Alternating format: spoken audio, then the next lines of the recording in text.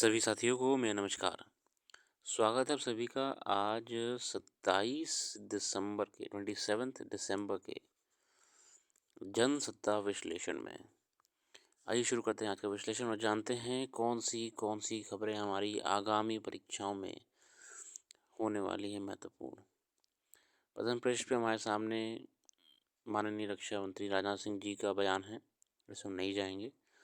अगली खबर है बेसिकली जो अभी फ्रांस में एक फ़्लाइट को ग्राउंडेड कर दिया गया था, ज़मीन पे मतलब उड़ने से मना कर दिया गया था और ये आशंका लगाई गई थी कि उसमें मानव तस्करी की जा रही है, ह्यूमन ट्रैफिकिंग हो रही है। तो फिर से जो हमारे सामने टर्म उठ के आ जाता है वो होता है डोंकी रूट जिस पे अभी अभी मूवी भी आई थी। बेसिकली लोग कर क्या रहे हैं कि अन्य अन्य राष्ट्रों में चले जाते हैं, फ्रांस में या कहीं पे भी कनेक्टिंग फ़्लाइट लेके, और वहाँ से यूएस के कोई भी पास वाले क्षेत्र की जगह का टिकट कर लेते हैं। निकारागुआ जगह है वहाँ का। फिर वहाँ से क्या होता है, जंगलों से गुजरते हुए, नदी पार करते हुए यूएस में एंटर कर जाते हैं और यूएस में अपने सपनों को पूरा करने का वो करते हैं प्रयास। ये वो तभी लोग करते हैं जब उनका नॉर्मल रूट से मतलब सरकारी तरीके से वीज़ा वगैरह नहीं लगता है। तो वही आशंका थी कि मानव तस्करी हो रही है, पैसे लेके कराया जा रहा है। चलिए, फिलहाल कुछ 2 यात्रियों को तो हिरासत में ले लिया गया है, बाकी लोग को छोड़ भी दिया गया है। चलिए आगे आते हैं। आज का हमारा लेख है संयुक्त राष्ट्र की प्रासंगिकता पर प्रश्न। संयुक्त राष्ट्र की सुरक्षा परिषद में अमेरिकी, चीन, रूस, फ्रांस और ब्रिटेन स्थायी सदस्य हैं जिन्हें वीटो शक्ति हासिल है। दूसरे विश्व युद्ध के बाद विजेता देश नहीं चाहते थे कि विश्व में फिर कभी महायुद्ध जैसे हालात उत्पन्न हो। इसी सोच के चलते 1945 में संयुक्त राष्ट्र अस्तित्व में आया, जिसे अंतर्राष्ट्रीय संघर्ष में हस्तक्षेप करने के उद्देश्य से स्थापित किया गया था। विश्व शांति स्थापित करने में संयुक्त राष्ट्र को इसलिए ज़्यादा उपयोगी माना गया था क्योंकि इससे शक्तियाँ प्रदान की गई थीं कि वह अपने सदस्य देशों की सेनाओं को विश्व शांति के लिए कहीं भी तैनात कर सकता है। 50 सदस्यों के साथ शुरू हुए संयुक्त राष्ट्र के सदस्य देश की संख्या अब 193 हो चुकी है और यह विश्व का सबसे बड़ा अंतर सरकारी संगठन है।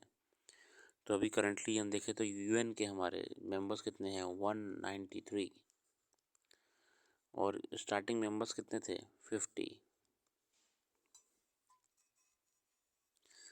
संयुक्त राष्ट्र के अनुच्छेद 1 में कहा गया है कि इस संगठन का मुख्य काम दुनिया में शांति स्थापित करना है और अगर कहीं दो देशों के बीच विवाद है तो अंतर्राष्ट्रीय कानून की सहायता से उसे शांतिपूर्वक हल करने का प्रयास करना है।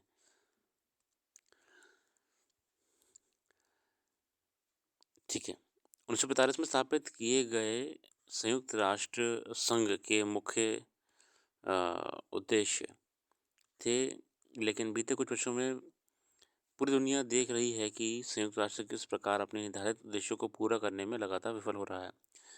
अब देखिए ये क्यों क्वेश्चन उठ के आ रहा है, प्रश्न यहाँ पे ये उठ के आता है कि क्योंकि वर्तमान में जो आपके रशिया यूक्रेन युद्ध हुए,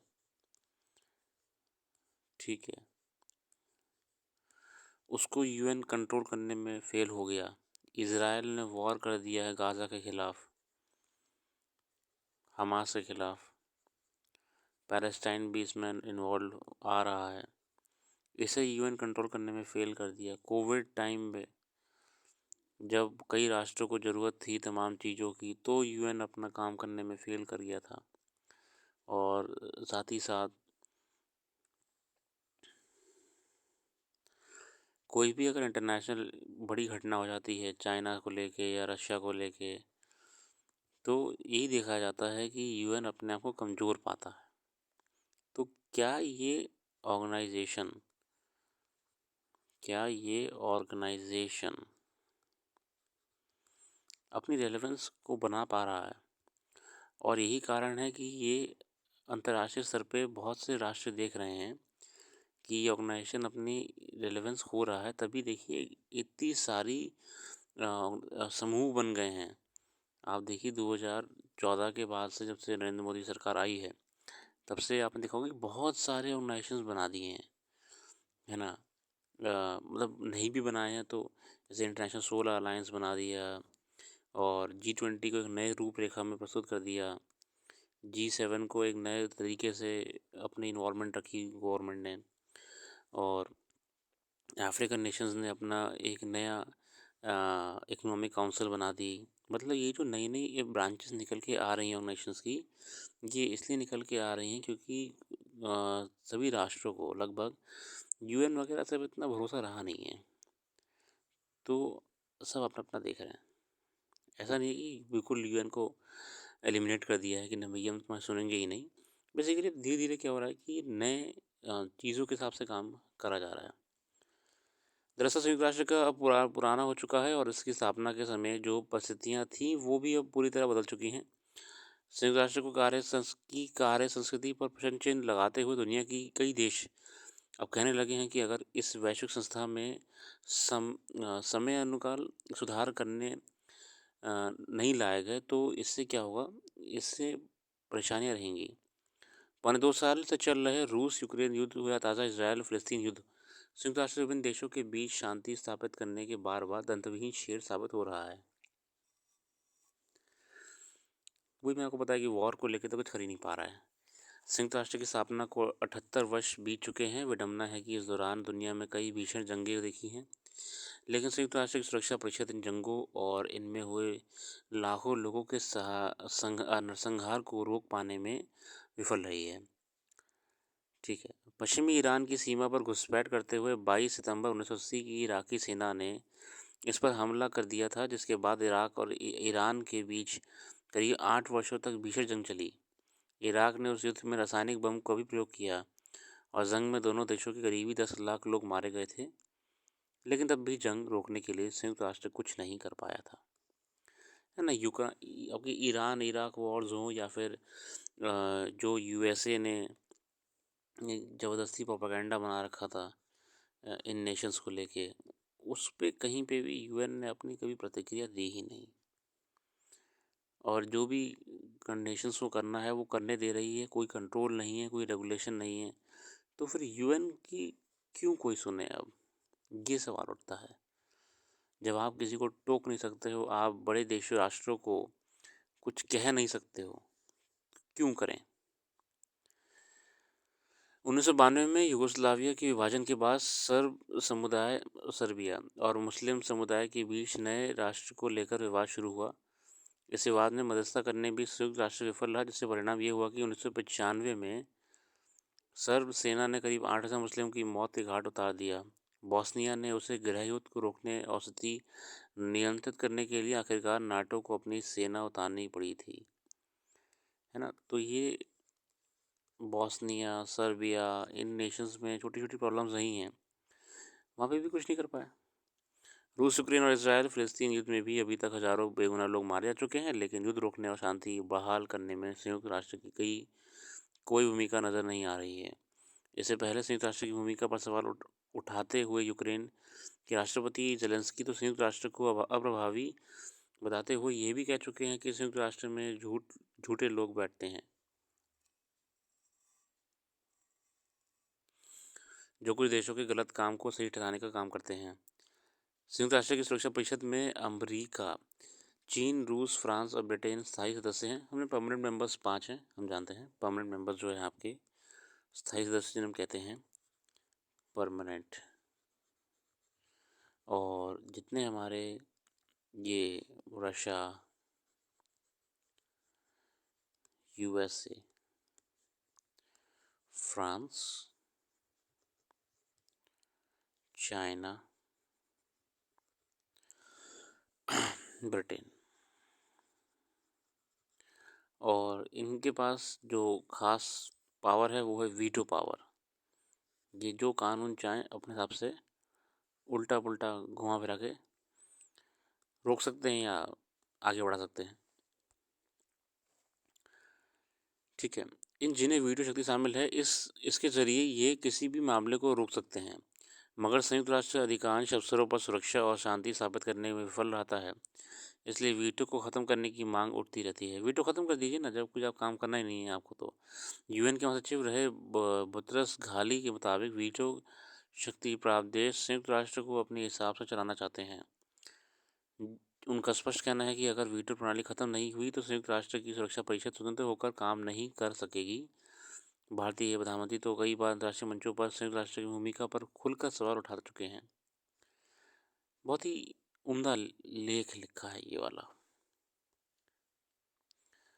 सुरक्षा पर सवाल। हवाई अड्डों पर चौकस सुरक्षा व्यवस्था के दावे किए जाते हैं, खासकर दिल्ली के इंदिरा गांधी हवाई अड्डे पर, जहां पर हर वक्त अति विशिष्ट लोगों की आवाजाही रहती है। सुरक्षा के चाक चौबंद इंतजाम है, फिर भी वहां में कई अपराधी, कोई आरोपी सुरक्षा बलों की चकमा देकर फरार हो जाए तो स्वाभाविक रूप से सवाल उठेंगे ही। ये बेसिकली एक इंसिडेंट था, उसको लेके मैं डिस्कस नहीं करूँगा। एक व्यक्ति को अरेस्ट करा गया था, उस पर लुकआउट नोटिस था, तो वो सीआरपीएफ के उसके कस्टडी से भाग गया था, उसको लेके है आपकी। और हालां आप देख, ये बेसिकली हम जो पॉइंट्स कवर कर रहे हैं इस आर्टिकल में वो हैं कि जम्मू कश्मीर में जो सिक्योरिटी चैलेंजेस चल रहे हैं इस समय, और पार्लियामेंट में भी हम जानते हैं हाल ही में जो घटना हुई थी, तो सुरक्षा एजेंसीज हैं उनको कहीं ना कहीं इन छोटी छोटी कमियों को, गलतियों को ध्यान में रखना पड़ेगा और अपने आप को और अलर्ट रखना ज़रूरी है।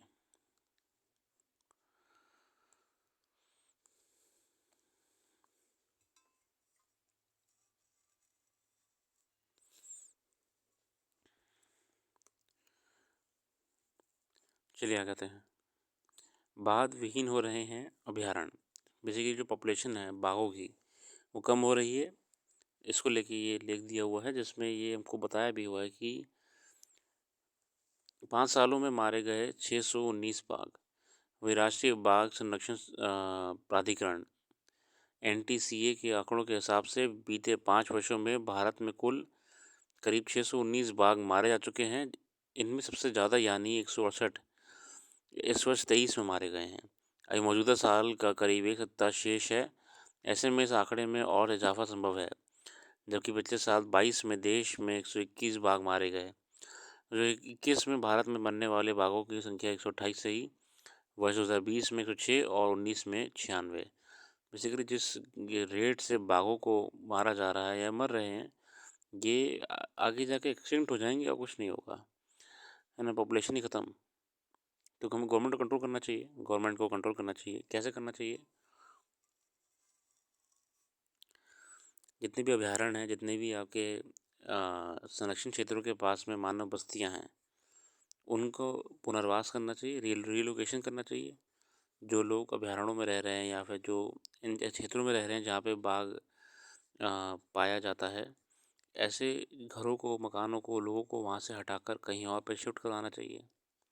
लोगों को भी कंट्रीब्यूट करना चाहिए, और जितना ग्रीन कॉरिडोर हम प्रोवाइड करा सकते हैं, जितना भी हम ग्रीन कॉरिडोर प्रोवाइड करा सकते हैं, हमें इनके कंजर्वेशन के लिए प्रोवाइड कराना होगा, क्योंकि नेचर भी अपनी केयर मांगता है। आगे देखते हैं।